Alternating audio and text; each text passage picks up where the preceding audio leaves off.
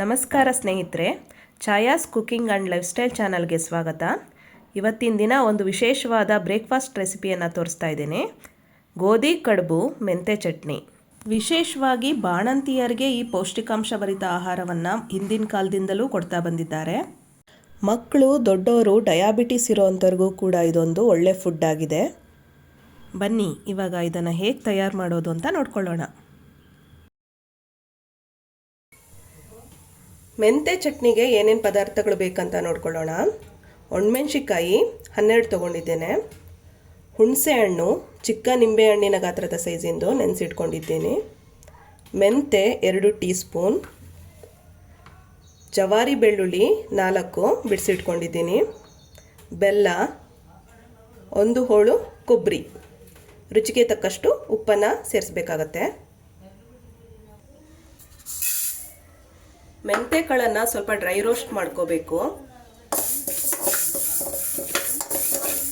ಸ್ವಲ್ಪ ಕೆಂಪಗಾದರೆ ಸಾಕಾಗತ್ತೆ.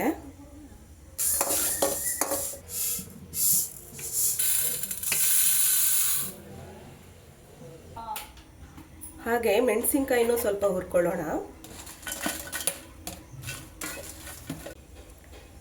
ಸ್ವಲ್ಪ ಹುರ್ಕೊಂಡ್ರೆ ಸಾಕು.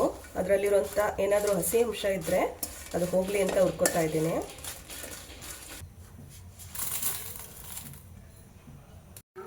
ಇದನ್ನೆಲ್ಲ ಮಿಕ್ಸಿ ಜಾರಿಗೆ ಹಾಕೋತಾ ಇದ್ದೀನಿ.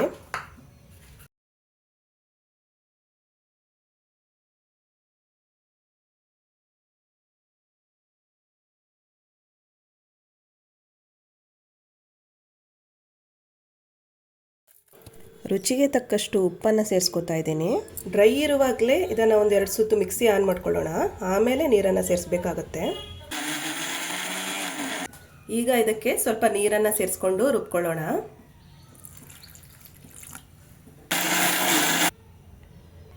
ಈಗ ನೋಡಿ, ಮೆಂತೆ ಚಟ್ನಿ ತಯಾರಾಗಿದೆ.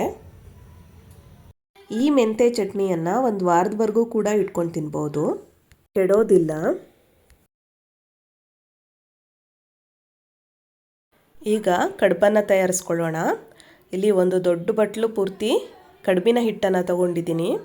ಈ ಹಿಟ್ಟನ್ನು ರೆಡಿ ಮಾಡ್ಕೊಳ್ಳೋದಕ್ಕೆ 5 kg ಗೋಧಿಗೆ ಅರ್ಧ kg ಮೆಂತೆ, ಅರ್ಧ kg ಅಕ್ಕಿ ಹಾಗೂ 1/4 kgಯಷ್ಟು ಉದ್ದಿನ ಬೇಳೆಯನ್ನು ಸೇರಿಸಿ ಪುಡಿ ಮಾಡಿಸಿ ಇಟ್ಕೊಂಡಿರಬೇಕು. ಸುಮಾರು 2 ರಿಂದ 3 ತಿಂಗಳುಗಳ ಕಾಲ ಆ ಹಿಟ್ಟನ್ನು ಬಳಸ್ಬೋದು. ರುಚಿಗೆ ಸ್ವಲ್ಪ ಉಪ್ಪನ್ನು ಹಾಕೊಳ್ಳೋಣ.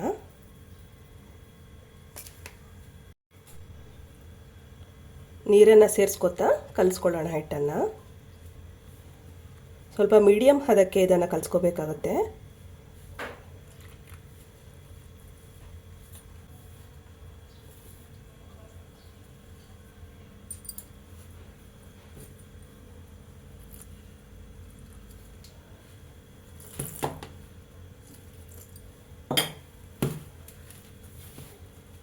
ಗೋಧಿ, ಮೆಂತೆ, ಅಕ್ಕಿ ಎಲ್ಲ ಮಿಶ್ರಣ ಇರೋದ್ರಿಂದ ಇದರಲ್ಲಿ ನಮಗೆ protein, carbohydrates, fibre, iron, calcium ಎಲ್ಲ ರೀತಿಯ ಪೋಷಕಾಂಶಗಳು ಸಿಗುತ್ತೆ.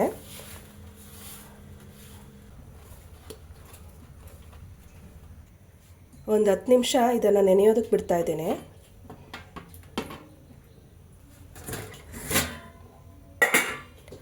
ಈಗ ಇಡ್ಲಿ ಪಾತ್ರೆಯನ್ನು ತಗೊಂಡು ಎಲ್ಲ ಪ್ಲೇಟ್ಸ್ಗೂ ಎಣ್ಣೆಯನ್ನು ಅಪ್ಲೈ ಮಾಡ್ಕೊಳ್ಳೋಣ. ಎಲ್ಲ ಪ್ಲೇಟ್ಸ್ಗಳಿಗೂ ಎಣ್ಣೆಯನ್ನು ಸೋರ್ಕೋಬೇಕು.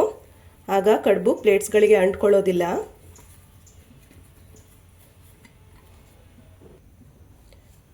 ಈಗ ಹಿಟ್ಟು ಚೆನ್ನಾಗಿ ನೆಂದ್ಕೊಂಡಿದೆ.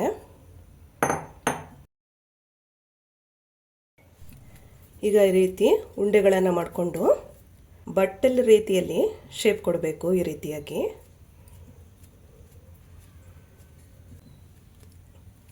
ಇದೇ ರೀತಿಯಾಗಿ ಪ್ರತಿಯೊಂದನ್ನು ಮಾಡ್ಕೋಬೇಕಾಗತ್ತೆ.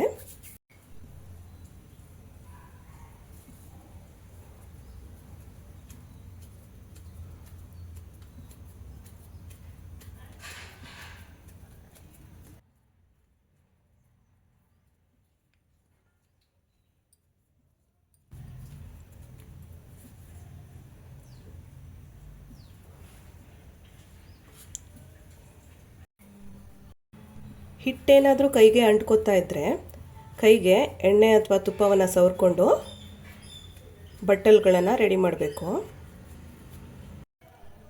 ಈಗ ಎಲ್ಲ ಮೆಂತ್ಯ ಕಡುಬುಗಳು ಸಿದ್ಧವಾಗಿದೆ. ಇದನ್ನು ಹಬೆಯಲ್ಲಿ ಇಟ್ಕೊಂಡು ಬೇಯಿಸ್ಕೋಬೇಕು. ಇಡ್ಲಿ ಸ್ಟ್ಯಾಂಡನ್ನು ಇಡ್ಲಿ ಪ್ಲೇಟ್ಸ್ಗಳಿಗೆ ಇದನ್ನು ಜೋಡಿಸ್ಕೊಳ್ಳೋಣ.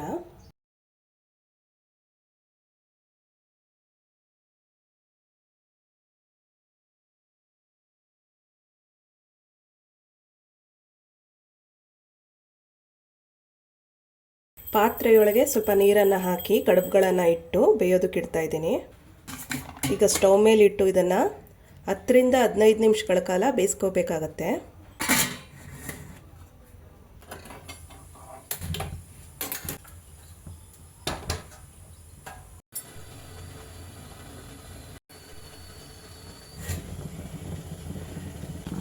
ನೋಡಿ ಕಡುಬು ಎಷ್ಟು ಚೆನ್ನಾಗಿ ಬೆಂದಿದೆ. ಸ್ವಲ್ಪ ಉಬ್ಬಿ ಬಂದಿದೆ. ಈ ರೀತಿ ಉಬ್ಬಿ ಬಂದಿದ್ರೆ ಕಡುಬು ಚೆನ್ನಾಗಿ ಬೆಂದಿದೆ ಅಂತ ಅರ್ಥ.